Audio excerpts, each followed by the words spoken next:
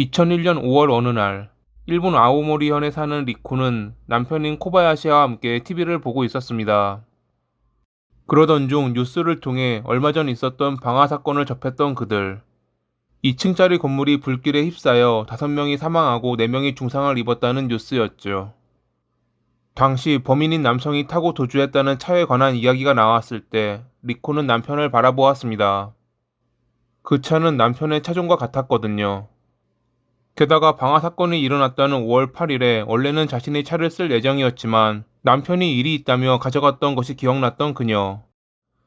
옆에서 함께 뉴스를 보던 남편 코바야시 역시 에이 뭐야 내 차랑 같잖아 같은 시큰둥한 반응을 보였고, 아내를 바라보며 뭐 상관은 없는데 의심받으면 귀찮으니 저때 당신이 내 차를 몰았던 걸로 해줄래? 라고 말했죠.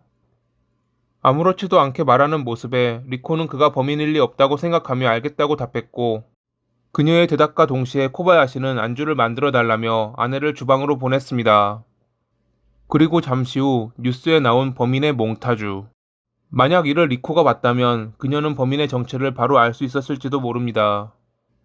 방화 사건의 범인은 그녀의 남편 코바야시였거든요.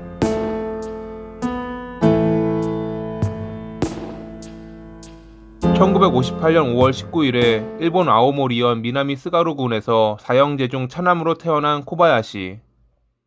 고등학교 때부터 아르바이트하며 성실하게 살았던 그는 리코와 만나 결혼했고 1987년부터 택시 기사를 하며 화목한 가정을 꾸려 나갔습니다.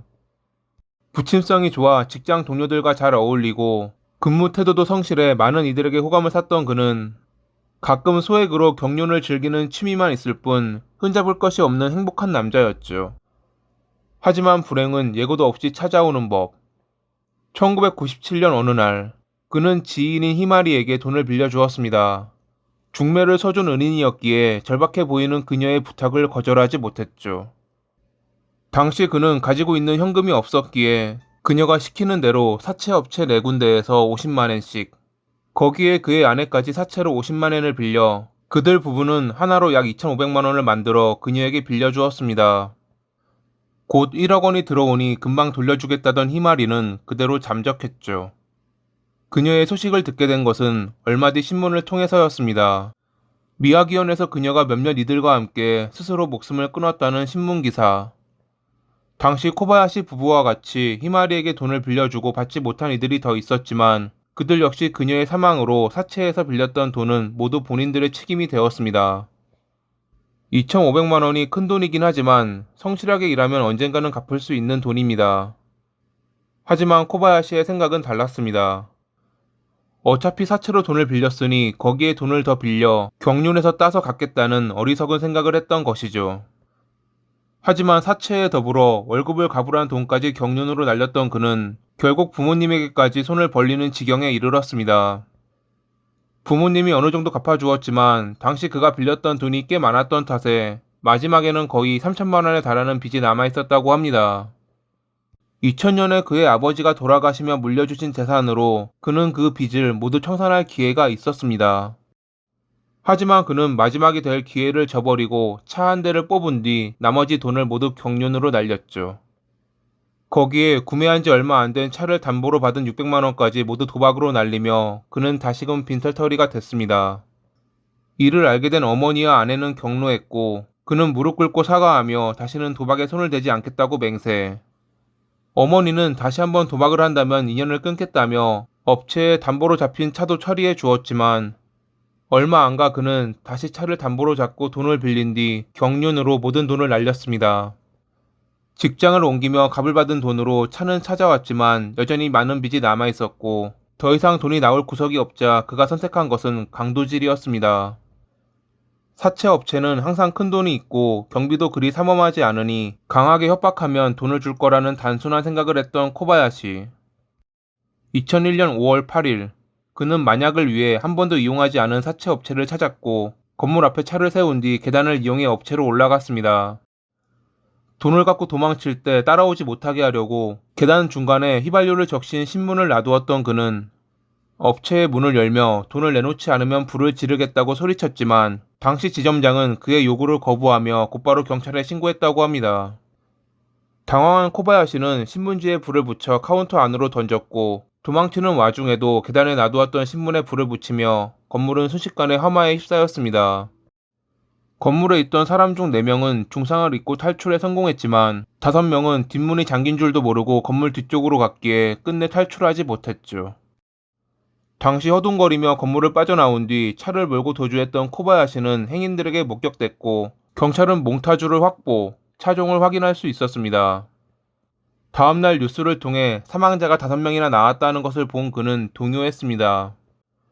하지만 많은 언론이 하나같이 범인을 욕하자 참지 못한 그는 한 언론사에 전화해 다음과 같이 말했다고 합니다. 내가 범인입니다. 돈이 필요했을 뿐인데 주지 않았던 그들이 나쁜 거 아닙니까? 그러니 사망자가 나온 것은 사채업체의 책임이라고요. 몽타주가 공개됐을 때 그는 다시 한번 언론에 다음과 같은 편지를 보내기도 했죠. 나는 40대가 아닙니다. 나는 몽타주처럼 생기지 않았습니다.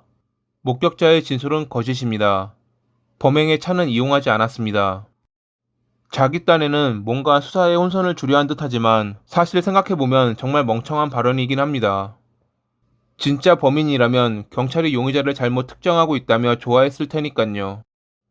이런 뻔뻔하고 멍청한 모습을 보였던 그는 범인의 차종이 보도됐을 때도 아내에게 그날 차를 몰았다는 거짓말을 부탁하며 알리바이를 만들었습니다. 그렇게 경찰이 지역에 등록된 동일 차종 1800대의 차주에 대해 조사했을 때 그 중에는 코바야시도 포함돼 있었지만 알리바이를 만들었던 그는 신문을 피할 수 있었죠. 한편 몽타주도 있고 차종도 알고 있었지만 그 밖에 다른 증거를 찾지 못한 경찰은 골머리를 앓고 있었습니다. 범행 시간이 겨우 3분이었기에 미숙한 범행임에도 불구하고 코바야시는 운 좋게 별다른 단서를 남기지 않았던 것이죠. 그러던 중 소방대원으로부터 받은 방화에 대한 보고서에서 중요한 단서를 찾게 된 경찰. 그것은 코바야시가 불을 지를 때 사용했던 신문이었습니다. 얼핏 보기에는 그저 어디서나 볼 수 있는 흔한 신문이었지만 사실 여기에는 중요한 단서가 있었고 경찰은 이를 간파한 것이죠. 그것은 신문 모서리에 나 있는 십자가 모양의 마크가 일반 신문과는 다르게 삐뚤어져 있었던 것입니다. 이는 신문사에서 인쇄 도중 일어난 실수로 경찰은 해당 날짜에 이 오류가 난 신문을 배포한 지역을 특정할 수 있었고 그 지역에 사는 이들의 차종을 조회한 결과 범인이 타고 도주했던 차와 일치하는 차종을 가진 이는 코바야시 한 명이라는 것을 확인할 수 있었습니다. 그렇게 경찰은 코바야시를 이미 동행해 신문했고 결국 그는 범행을 자백, 범행 당시 입었던 옷들은 그의 집 창고에서 발견됐다고 합니다. 2002년 6월 6일에 열린 재판에서 그의 변호사는 위협을 했을 뿐 살해 의도는 없었다고 주장했지만 검찰은 그가 사람이 죽을 가능성을 인식하면서 방화를 했고 그 때문에 5명이 사망, 범행 후에도 반성의 태도가 전혀 없다며 사형을 구형했죠. 8차례의 공판 끝에 아오모리 지방법원은 코바야시에게 사형을 선고.